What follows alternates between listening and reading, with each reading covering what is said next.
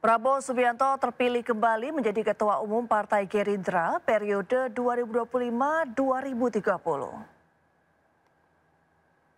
Kesepakatan itu diambil dalam Kongres Luar Biasa Partai Gerindra yang digelar di Hambalang, Bogor, Jawa Barat pada Kamis 13 Februari. Mengutip sejumlah portal iNews Media Group, Ketua Harian DPP Partai Gerindra Sufmi Dasko Ahmad menjelaskan, KLB digelar atas kesepakatan dari para kader partai yang hadir sebagai peserta rapat pimpinan nasional. Dasko menyampaikan hasil KLB menyepakati Prabowo Subianto kembali menjadi Ketua Umum Partai Gerindra. Prabowo terpilih secara aklamasi dalam forum KLB.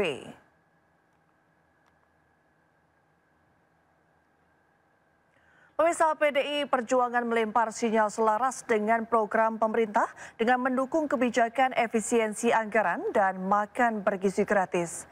Hal itu diungkapkan oleh Sekjen PDI Perjuangan, Hasto Kristianto. Hasto menyatakan PDIP mendukung kebijakan efisiensi anggaran yang diinstruksikan oleh Presiden Prabowo Subianto.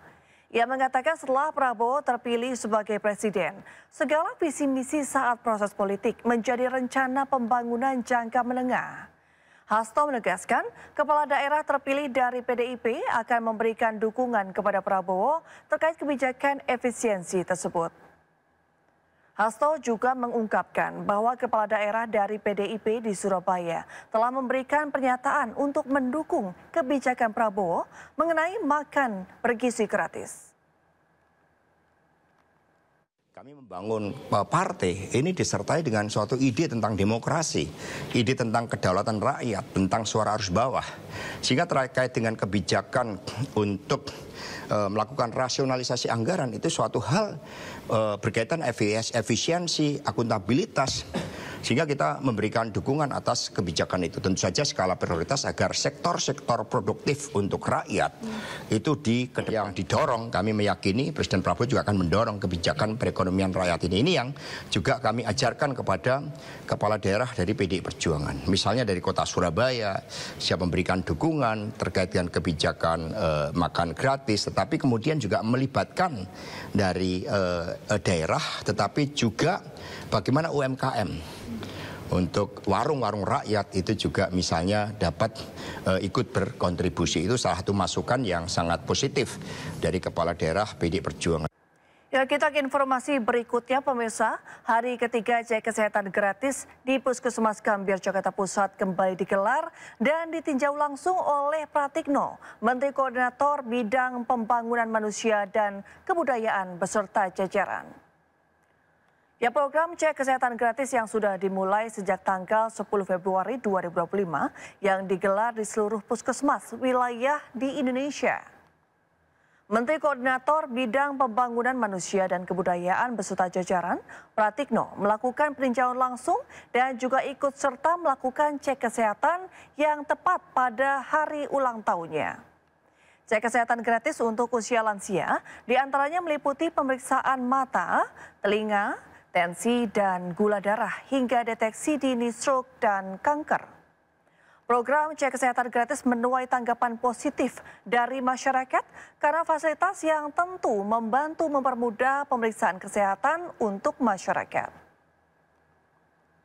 Rekan-rekan media, jadi saya baru saja selesai pemeriksaan kesehatan gratis atau cek kesehatan gratis di Puskesmas Gambir. Jadi seperti ini saya tunjukkan, ini sudah langsung memperoleh hasilnya. Jadi ini cek pemeriksaan darahnya banyak ini ya. Terus kemudian ini ada EKG-nya dan lain-lain, ini ada diagnosanya juga gitu. Jadi tadi saya sudah menjalani cek kesehatan gratis ini mulai dari awal ya, pendaftaran sudah dilakukan secara digital. Saya memperoleh stroke, catatan ini pemeriksaan antrian nomor berapa, terus di bawahnya ada RP-nya rupiahnya 0. Ya, pemirsa, Komisi 2 DPR RI menilai hingga kini belum mengetahui landasan pemerintah dalam mengambil kebijakan pemotongan anggaran demi efisiensi. Menurut anggota Komisi 2 fraksi PDI Perjuangan, kebijakan Prabowo akan berdampak pada kesejahteraan masyarakat. Arya Bima meminta pemerintah untuk menjelaskan secara transparan alasan dibalik kebijakan efisiensi anggaran yang memotong sejumlah anggaran kementerian dan lembaga secara signifikan. Dalam rapat mengenai efisiensi anggaran yang dilakukan Komisi 2, Arya berharap para pegawai kementerian atau lembaga tidak mengeluh imbas operasional kantor yang dikurangi. Arya juga menyinggung soal kondisi ekonomi nasional dan global yang tidak menentu dan selalu mengalami perubahan. Prinsipnya adalah efisien, hemat, dan berkelanjutan. Karena APBN tahun 2025 adalah disusun pada tahun 2024 yang semasa itu masih ada pemerintahnya Pak Joko Widodo, ya kan? Itu masih bisa kita pahami kalau sekarang ada yang namanya program penghematan. Program penghematan sehingga seluruh kementerian lembaga itu dipangkas awalnya 50% dan hari ini ada penambahan yang kita putuskan. Ya, pemirsa, Menteri Sosial RI Saifullah Yusuf atau Gus Ipul menyatakan bantuan sosial bansos untuk masyarakat tidak akan terdampak kebijakan efisiensi anggaran yang diinstruksikan Presiden Prabowo Subianto.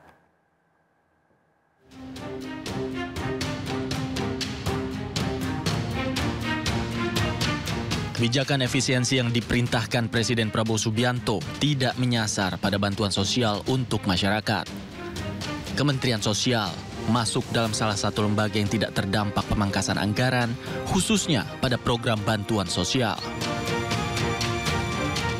Menurut Menteri Sosial Saifullah Yusuf, penyaluran bansos saat ini sudah berjalan sesuai rencana dan tidak ada masalah yang menghambat proses tersebut. Penambahan jumlah bansos masih mungkin dilakukan sesuai dengan arahan Presiden Prabowo Subianto. Namun, saat ini pihaknya masih fokus pada proses penyempurnaan data penerima bansos.